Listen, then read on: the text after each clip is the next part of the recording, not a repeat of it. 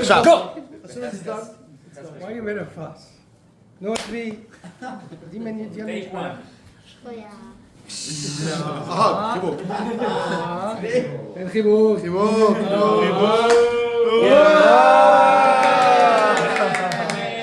Y el regalo, el regalo. Hey, last time he was at Fabringen was Shabbos Sluchas.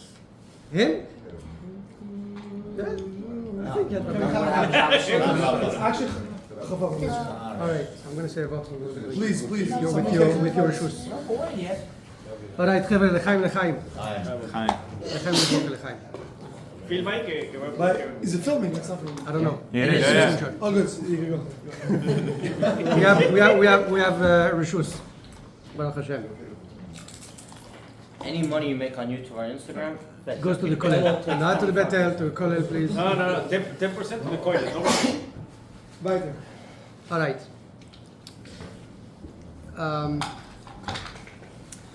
So Reb Leivik, I want to say a few words about Reb Leivik. I do not know exactly why and how it started, but 2 years ago on Chofov, something grew in me as a kesher with Reb Leivik. I was in the Eretz Yisrael, and something came, mamash yisroso de le'elo.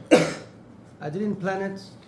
I was never so much into Reb Leivik, but something started. It was a Shabbos. And since then, I grew more, not more interested, but more close. And with closeness, the information that you already have gets clearer. When you care, you know, you find the famous Ayam Yoim, when the woman cares, she also has the tightness of the Tanoim and Amiroim. And I start to be more interested on the person. And I would like to share a few nikudas about Reb Leivik that I believe he needs some attention. The first nikuda is that when we speak about Reb Leivik, the first thing that comes in mind is the Mesuras Nefesh. When they wrote a book on him, they wrote Aish Shelo Nichna, the man who didn't budge, who didn't bend down, he didn't bend the knee. And obviously that was very true for Reb Leivik. However, I don't think that this is what distinguishes Reb Leivik, for a very simple reason. Many Chassidim in that generation had outstanding Mesuras Nefesh. And we know the stories from a lot of people who came out of jail, but there are much Chassidim who never came out of jail. Much Chassidim who got killed in the dungeon, in the basements of all these jails. They never came out. Who knows the Mesuras Nefesh they had? Nobody knows. Who knows the sturdiness that they had? Nobody knows. And even those who came out, the Mesuras Nefesh of this, and those who never went in, but the Mesuras Nefesh of these Yidden, it was common among the core of Chassidim. So Reb Leivik had an outstanding Mesuras Nefesh, yes. But many other Chassidim had it also. Another thing that Reb Leivik had, maybe in this he could distinguish himself. Reb Leivik had a tekifus.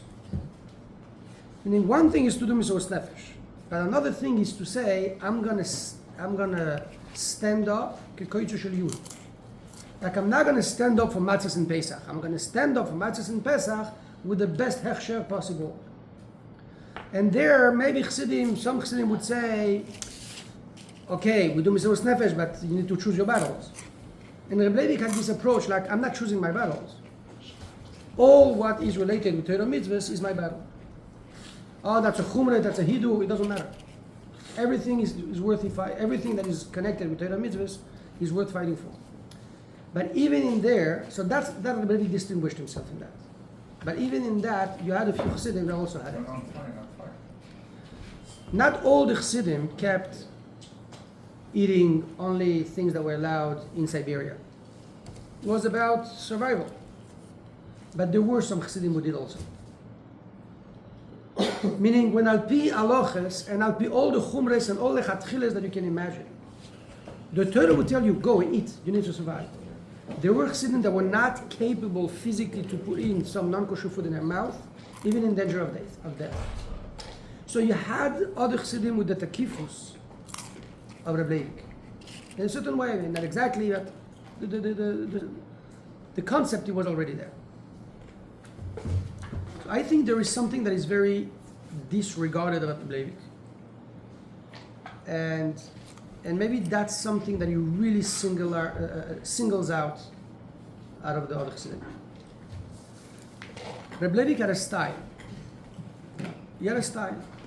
The style of Reb Leivik was extremely intellectual.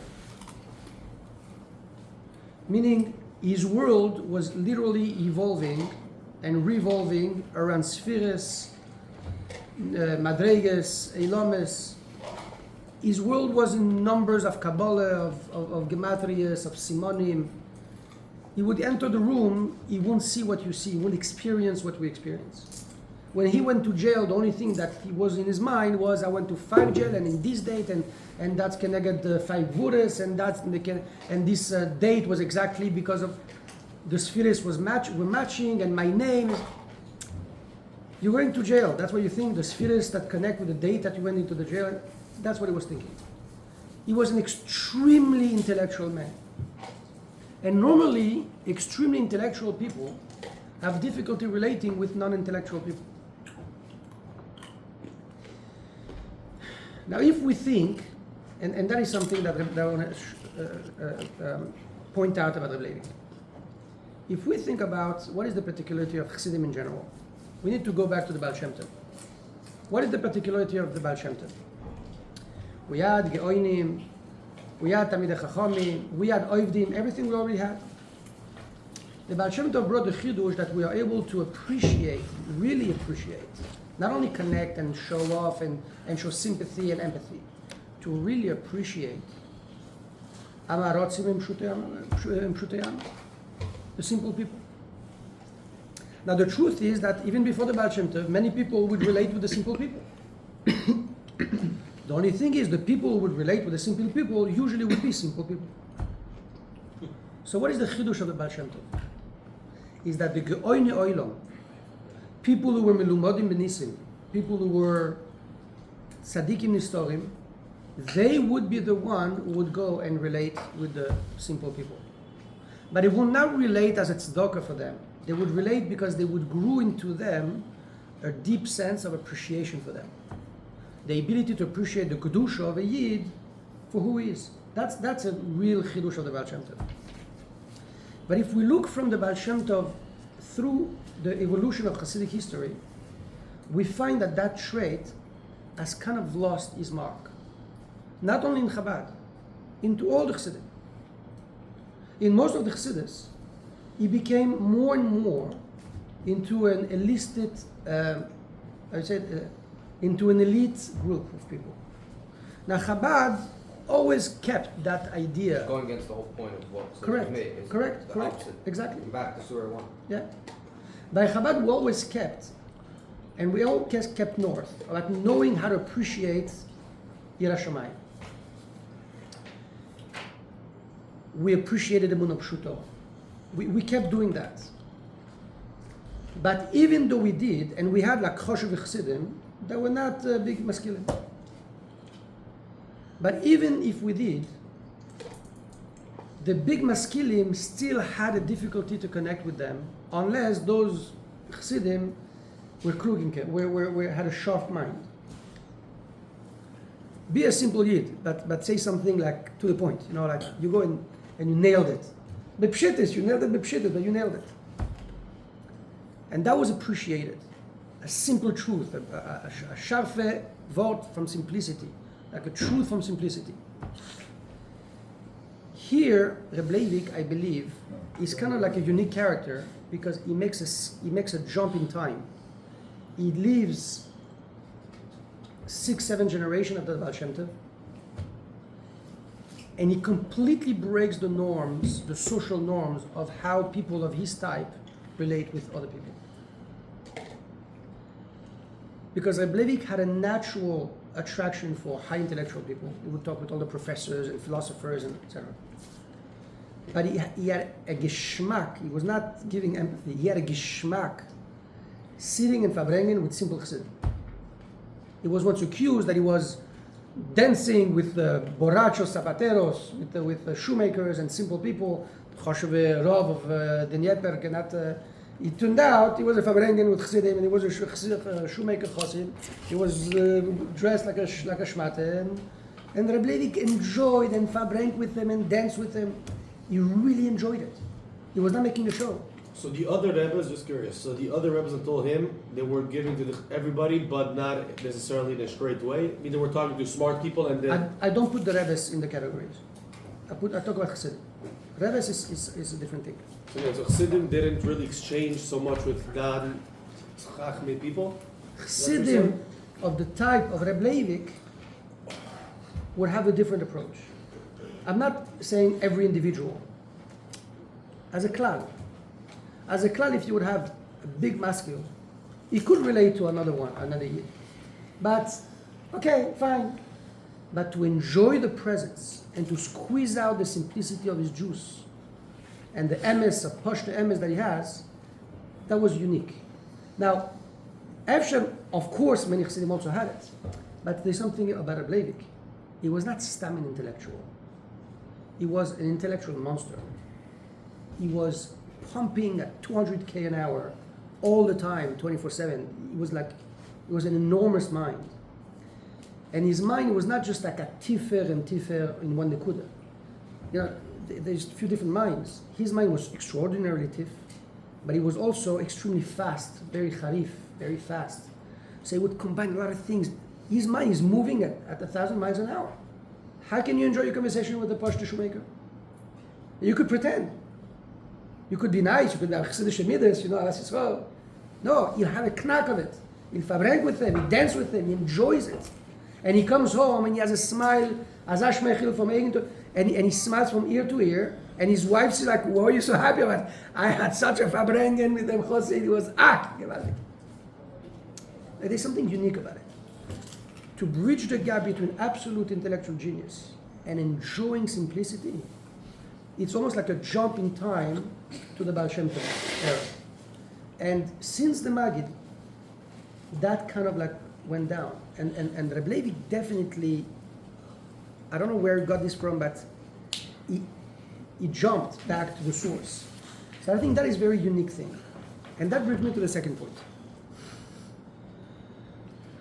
Reb Leivik used to spend a lot of time with non-religious Jews in the Dnieper.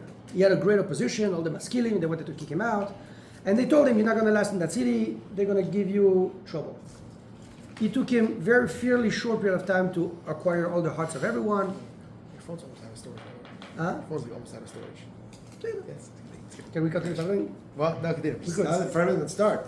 A few minutes left, that's all. And he quickly acquired the hearts of the people. And people would come to him. Now, you would think like that, okay, you're a busy man, you love studying Torah, and you had an important kehillah to run. You're spending hours with these non-religious people, speaking about non-religious stuff. You speak mathematics, science, astrology, philosophy, history, politics. He would literally speak about everything.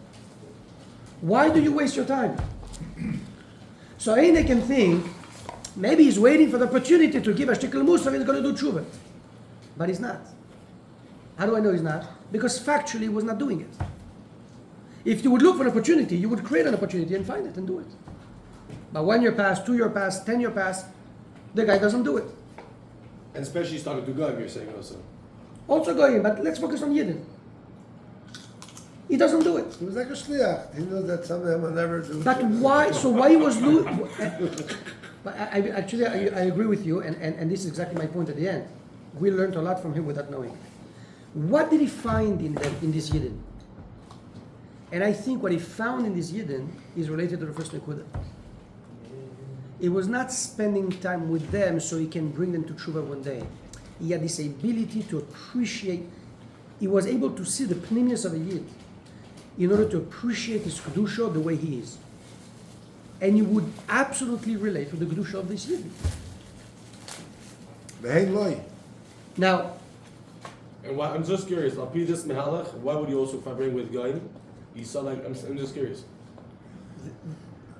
They have something precious as human beings, created by God, children of God, and they are here around them, and this is already enough for them. Do we believe that the whole Varta Gun is Bechira? I was You curious. make the Kiddush Hashem, it's all- Them as human beings are worth it. Them as human beings are worth it. He wasn't looking for them, the guy stood up, was going to throw him out. No, Never but didn't speak to God? Yeah, no, but he would spend time with them. Like, he would spend time with them. Really? Yeah. Chief of the police comes, he sits verbrennt with the guy for 5 hours. Yeah. The chief of police from Russia Okay, comes, say- like the king. Yeah, thing. but you What could have make it more. sitting start debating with the guy? That's Russian. Now, that brings me to the final thing. There is something that always fascinated me about the Leivik, and that's his relationship with his kids. So, you see in a couple of stories, when the Leivik Tabeng, people say the kids of Leivik would stand, always be standing next to him, and they would listen to everything, all the sikhs they would say. And he would speak Baruch Hashem, he had a flow. But then in the meantime, when there was Nigunim in the Farengen, the kids of Reb Leivik will go to a second room, study Torah. When the Nigunim would finish, they will come back to listen to the new speech. It's like the education They're was, probably singing slow songs. maybe the education was very intense, meaning Reb Leivik trained these kids, educated them, groomed them in an intense way to become Geoine Oilam. And they ended up becoming Goyin Oilam. But one of them turned out differently. Not exactly how you wanted. Different color. And then you could see, okay, you always have, like, the parents who will make, okay, I love you unconditionally, but, and try to find a way to bring him back. But I try to look at the correspondence and try to see the hints between the lines, things that, pick on certain energies. I have never seen a trace, a remez of a critic to his son. None, zero. It's not only about full love, unconditional love. That's not easy, but it's doable. But there's something far, far, far more difficult to achieve. It's the accepting of the child the way it is. Accepting someone the way he is when he's very different than the way I wanted him to be. And his wife grew with him into that. And I remember once reading Rebbetzin Chana writing about a man that wrote to her that he met her son label somewhere. I don't remember if it was London, Israel, whatever. So Rebbetzin Chana asked that she can meet with him. And they went for coffee, they went to sit somewhere, I don't know. And she writes about that meeting with this man. And the guy keeps on talking about the son that he met. And the way you read Rebbetzin Chana, she had a beautiful pen, she had a beautiful writing. You could feel her emotions in her writing. The way she writes is like a mother enjoying and sipping with delight every single word that comes out of the mouth of that stranger. Like everything she could hear about her son would like nurture her with like a huge pleasure. That was not faking acceptance. She actually admired her son the way he was. And so too Reb Leivik. So when now we hear that the Rebbe completely transformed Chabad, and many people in the beginning of the Nesias asked the Rebbe, are you changing Chabad? Are you making Marecha? Different ways of asking. People asked the Rebbe clearly. And certain time the Rebbe clearly said, yes, I am. Explain like that. Yeah, cards on the table. Where did that come from? Reb Leivik had 2 minyanim on Yom Kippur. One that was very early morning, maybe nets or whatever, as around these times, and one that was a regular time, 8, 8:30, 9, the time that they were starting at the shul over there. What was the early minyan for? For people who were not keeping Yom Kippur. They had to go to work. Remember, it was communist Russia, remember. Even before, the Rebbe was Rav before communist Russia. Rebbe became Rav 15 years before communist Russia. 15 years before. 1910.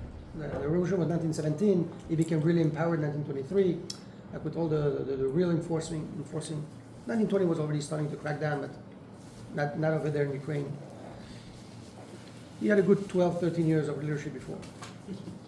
His biggest fight was with the Tsars, by the way. But, so he's making a minyan for people who are not keeping Yom Kippur. Now, do you imagine to have someone, a Rav, from the Hasidic community at that time, when the Rebbe started to speak to the non-religious people in New York, talking about 1940s, the Alter Chassidim bent their nose. He had to ask Rishus on the Friedrich Rebbe to know if what he's doing is okay.